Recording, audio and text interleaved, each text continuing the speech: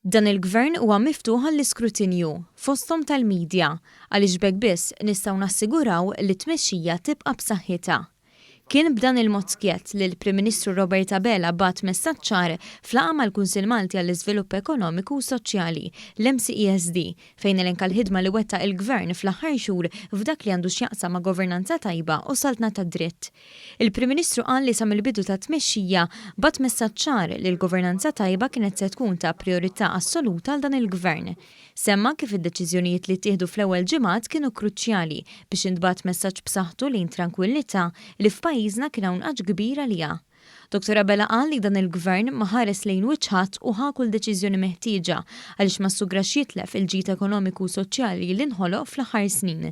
Tfasslu riformi bla preċedent imsejsa fuq żewġ elementi ewlenin, id-dixxilpina u s-serjetà.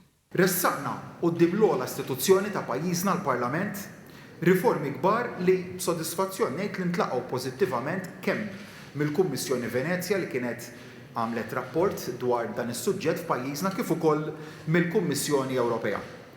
Riformi li mhux biss saħħew is-saltna ta' dritt u l-governanza f'pajjiżna iżda saħħew ukoll ir-reputazzjoni tant importanti, ir-reputazzjoni ta' Malta barra minn xtutna kif ukoll il-kredibilità ta' pajjiżna. Il-Prim Ministru tenna li riformi se jibqgħu għaddejjin u baqa' ħafna xogħol xi jsir biex tissaħħaħ il-ġlieda ta' Malta kontra l-kriminalità organizzata u reati finanzjarji.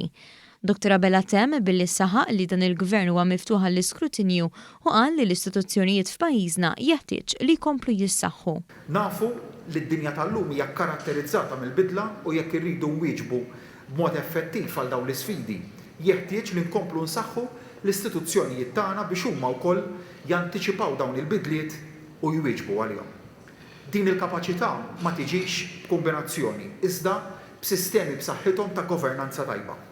Din hija kapaċità li se ssir dejjem aktar kruċjali fil-futur u għalhekk li l-pass tar-riformi li qbadna fl-aħħar xhur irid ikompli għaddej fuq ix-xogħol tajjeb li diġà sar sabiex noħolqu prosperità ġdida kif ukoll sostenibbli. Intant indirizza l-Kunsill ukoll il-Ministru fl-Uffiċċju tal-Prim Ministru Carmelo Abela li qal li l-governanza tajba mhijiex responsabilità tal-Gvern biss jew tal-Gvern waħdu, imma ta' kulħadd.